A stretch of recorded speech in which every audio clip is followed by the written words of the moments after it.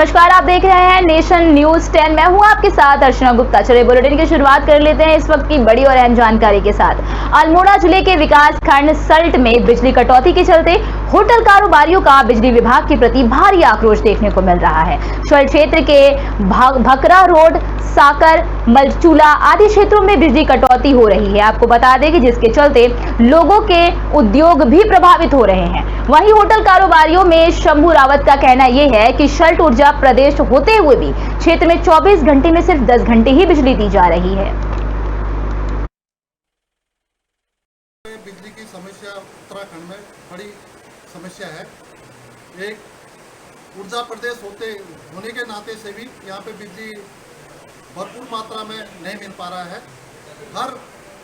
हर दिन कम से कम 24 घंटे में से केवल 10 घंटे बिजली आ रही है और इससे होटल व्यवसाय पे पर्यटन पे बहुत बड़ी धक्का पहुंच रहा है।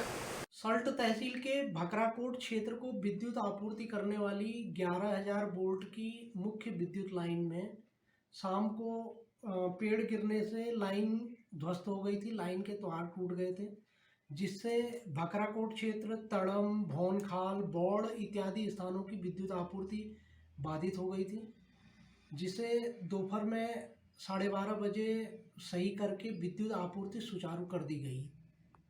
चलिए अब बात करेंगे भोपाल की, जहां गौतम नगर इलाके में पति के दोस्त ने ही महिला के साथ रेप किया। जिसके बाद महिला ने पति को ये बात बताई तो उसने तलाक दे दिया, जिसके चलते पीड़ित महिला ने इसकी शिकायत जो थी वो पुलिस थाने में कराई और जिसके बाद पुलिस ने इस पर कार्रवाई करते हुए संज्ञान लिया और आरोपी जो उसके दोस्त थे उसको गिरफ्तार भी कर लिया।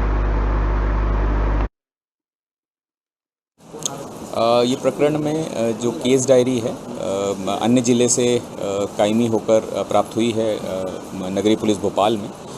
प्रकरण में जो विषय वस्तु है उसमें धारा 376 और 3 तलाक के संबंध में धाराएं लगी है। पुलिस द्वारा डायरी प्राप्त करके उसकी प्रारंभिक विवेचना प्रारंभ की गई है और जो भी साक्ष्य इसमें संकलन में आएंगे उस अनुसार अग्रिम कार्रवाई की जाएगी। ये प्रकरण में जो केस डायरी है अन्य जिले से कायमी होकर प्राप्त हुई है नगरीय पुलिस भोपाल में। प्रकरण में जो विषय वस्तु है उसमें धारा 376 और 3 तलाक के संबंध में धाराएं लगी है। पुलिस द्वारा डायरी प्राप्त करके उसकी प्रारंभिक विवेचना प्रारंभ की गई है और जो भी साक्ष्य इसमें संकलन में आएंगे उस अनुसार अग्रिम कार्रवाई की जाएगी। वहीं खबर मध्य प्रदेश की राजधानी भोपाल में पुलिस की बड़ी लापरवाही सामने आई है, जहां शाहजहांबाद में पुलिस की हिरासत से 3 आरोपियों में से एक आरोपी दीपक रावत पुलिस को चकमा देकर फरार हो गया। बताया जा रहा है कि रिमांड खत्म होने के बाद पुलिस मेडिकल चेकअप के लिए उन्हें हमीदिया अस्पताल लेकर गई थी, जहां पर मेडिकल चेकअप के बाद पुलिस ने तीनों आरोपियों को गाड़ी में बिठाया। उसी के दौरान चलती गाड़ी में दीपक हथकड़ी से हाथ निकालकर दरवाजा खोलकर फरार हो गया। वहीं एडिशनल कमिश्नर सचिन अतुलकर ने कहा कि लापरवाही के मामले 2 पुलिसकर्मियों को निलंबित भी कर दिया गया है। वहीं हथकड़ी की टेक्निकल जांच के निर्देश भी दे दिए गए हैं। इसमें रिमांड लेने के पश्चात जब आरोपी को वाहन में ले जाया जा रहा था तो आरोपी द्वारा हथकड़ी में से हाथ निकालकर जो है वाहन से कूदकर वो भाग गया। पुलिस द्वारा प्रकरण में जो है मामला दर्ज कर लिया गया है फरार होने का और जो संबंधित पुलिसकर्मी हैं उनके खिलाफ अनुशासनात्मक कार्रवाई करके निलंबित किया गया। चलिए अब बात करेंगे चमोली में चल रही कांवड़ यात्रा की। बता दें कि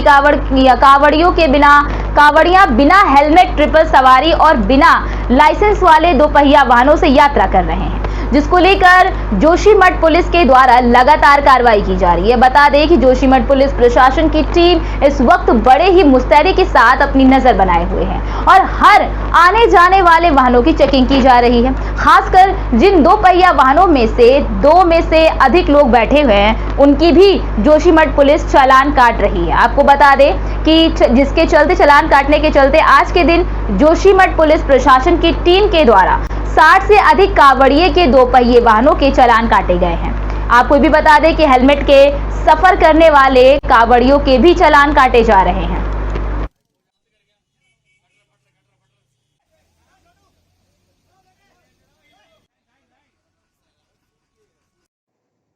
वहीं बात अगर फरीदाबाद की जाए तो फरीदाबाद में अवैध संबंधों को लेकर मामला सामने आया है। बता दें कि आरोपी इमाम के साथ मिलकर पति की हत्या करने का मामला सामने आया है। पति की हत्या में पत्नी और उसके प्रेमी को पुलिस ने गिरफ्तार कर लिया।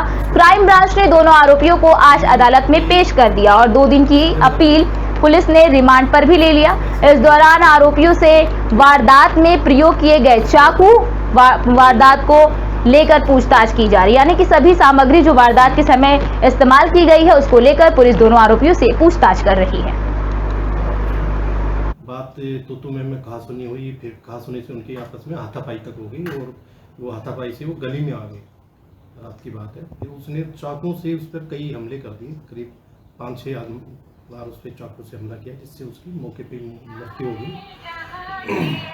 ये जो मृतक युवक है अविनाश उर्फ बंटी, ये आपको बता दें कि हरिद्वार में भगवान शंकर के भक्तों का हुजूम उमड़ चुका है और इन शिव भक्तों के सम्मान स्वागत में प्रदेश के मुख्यमंत्री से लेकर पुलिस प्रशासन कोई कसर नहीं छोड़ रहा है। जहां मुख्यमंत्री पुष्कर सिंह धामी ने इन्हें शिव भक्तों के चरण धोए, तो वहीं जिला प्रशासन के द्वारा इन शिव भक्तों पर हेलीकॉप्टर से पुष्प वर्षा भी की गई। इसी कड़ी में उत्तराखंड जीआरएफ पुलिस ने भी रेल से सफर करने वाले शिव भक्तों का रेलवे स्टेशन हरिद्वार पर पुलिस बैंड की धुन से जोरदार स्वागत किया गया।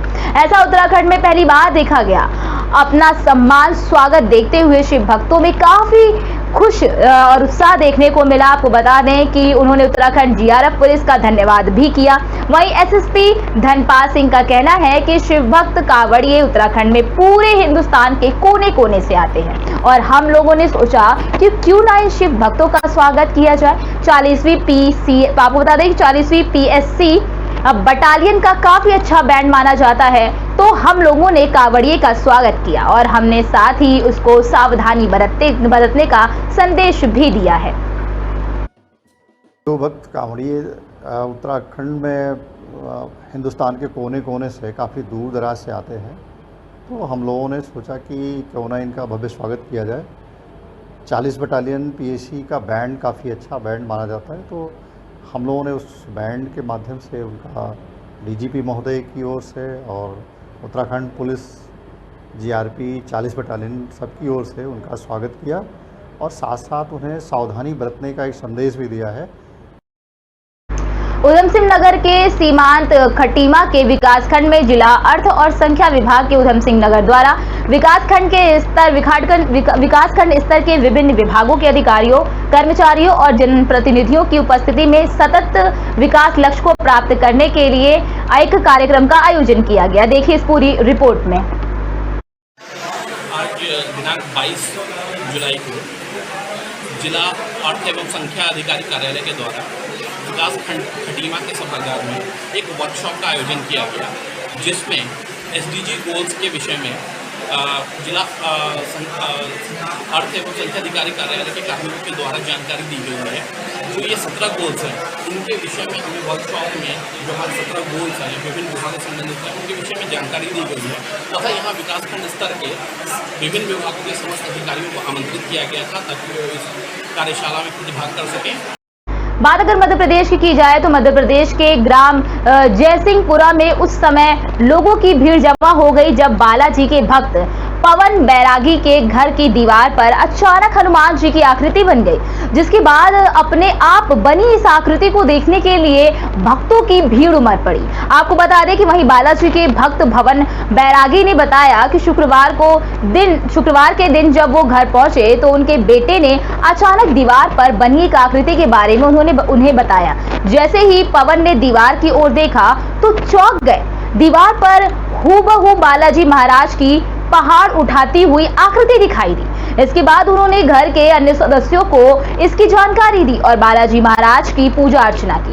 साथ ही जब ग्रामीणों को इस बात की जानकारी लगी तो बालाजी के दर्शन के लिए पवन बैरागी के घर सभी भक्तों का जमावड़ा लग गया।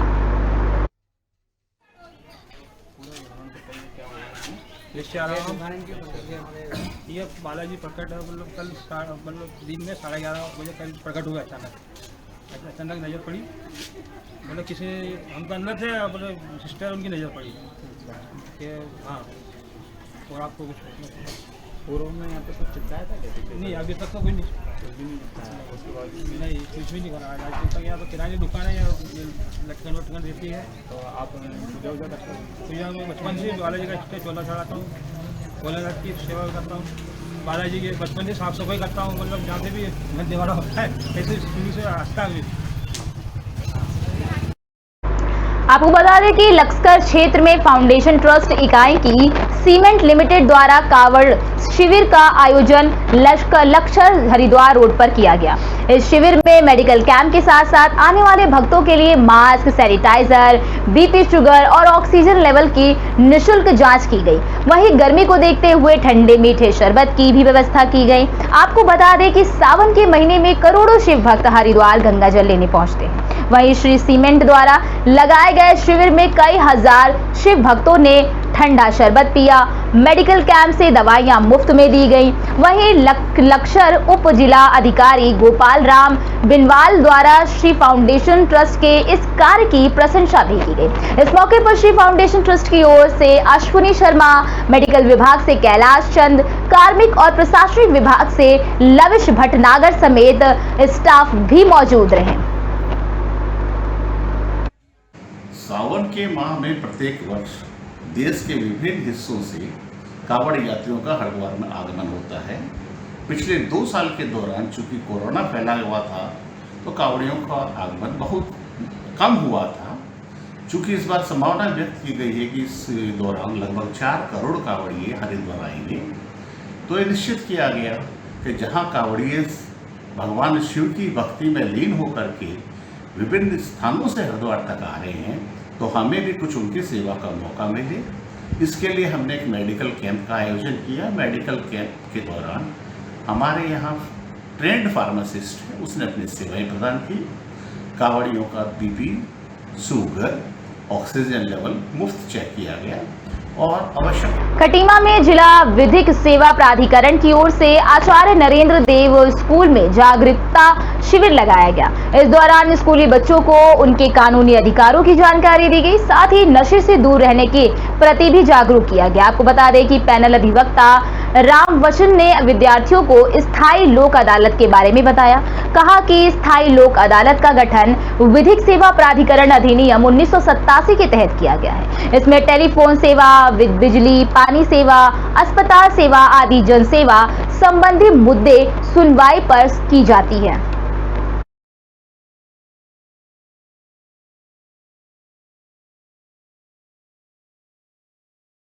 वहीं मध्य प्रदेश के विदिशा में शुक्रवार को हुई झमाझम बारिश से नदी और नाले उफान पर आ गए। शहर से करीब 6 किलोमीटर ग्रामीण और स्कूली बच्चे नाला पार कर स्कूल पढ़ने के लिए मजबूर हैं। बता दें कि इस गांव के बीच में से पाराशरी नदी का नाला निकलता है। थोड़ी बारिश होने के बाद नाले पानी पुलिया के ऊपर से बहने लगता है। हालात इतने बदतर हो जाते हैं कि गांव की एक गर्भवती महिला को डिलीवरी के लिए ग्रामीण चारपाई से अस्पताल लेकर पहुंचते हैं। वहीं एक युवक को हार्ट अटैक आने पर आपको बता दें कि हार्ट अटैक आने पर ट्यूब तक जरिए नाला पर कराया गया, लेकिन अस्पताल ले जाने में देरी होने के कारण उसकी मौत हो गई। इस सबक के बाद भी शासन प्रशासन आंखें बंद करे बैठा हुआ है। क्या नाम है आपका? चंदन सिंह कुशवाहा, छोटे सरावदा के हम रहने वाले। और क्या कर नदी जरा में चढ़ती है, पानी गिरता है, 10-20 मिनट इतने पुलिया हो जाती है, बच्चे स्कूल नहीं जा पाते हैं। और हमने कई बार शिकायत की, नेता आते हैं, तहसीलदार साहब भी आए थे, आश्वासन दे जाते हैं कि हो जाएगा, लेकिन अभी तक मतलब इतनी साल हो गई हम परेशान हैं, कोई सुनता ही नहीं है हमारी। पुलिया की ये समस्या है कि साहब थोड़ा सा ही पानी गिरने के बाद पुलिया पानी हो जाता है। उस वक़्त लोग बच्चे जो हैं ट्यूब से निकलते हैं। एक बार डिलीवरी का पीरियड हुआ तो उनके लिए ट्यूब पर बांध के उस पर पलंग खटिया रख के और लड़की उसको निकाला 2 को, और एक बच्चा जो है उसके सीने में दर्द हुआ, उसे निकाला और निकालने हॉस्पिटल गए तो उसका हार्ट फेल हो गया। तो ये समस्या जो है इस पुलिया की हमेशा ही एक बरसात में बार बार होती है। इसके लिए हमारा निवेदन है बस्ती का कि साहब इसके लिए सरकार हमारी मदद करे। चलिए अब बात करेंगे वृंदावन स्थित बिहारी जी के मंदिर की, जहां काशी विश्वनाथ मंदिर जैसा ही विकास होने वाला है। जी हां, आपको बता दें कि सरकार सकरी गलियों की जगह कॉरिडोर बनाया जाएगा। इसके लिए सरकार जमीन अधिग्रहित करने पर विचार कर रही है। दोपहर में मंदिरों के दरवाजे बंद होने से श्रद्धालुओं को असुविधा होती है। उनकी इस परेशानी को दूर करने के लिए वहां ऑडिटोरियम बनाया गया। ऑडिटोरियम में लगातार सांस्कृतिक कार्यक्रम और भजन कीर्तन होते रहेंगे। साथ ही मथुरा वृंदावन गोकुल के बीच क्रूज चलाए जाएंगे। इसके चलते 1.25 लीटर जल स्तर अनिवार्य है।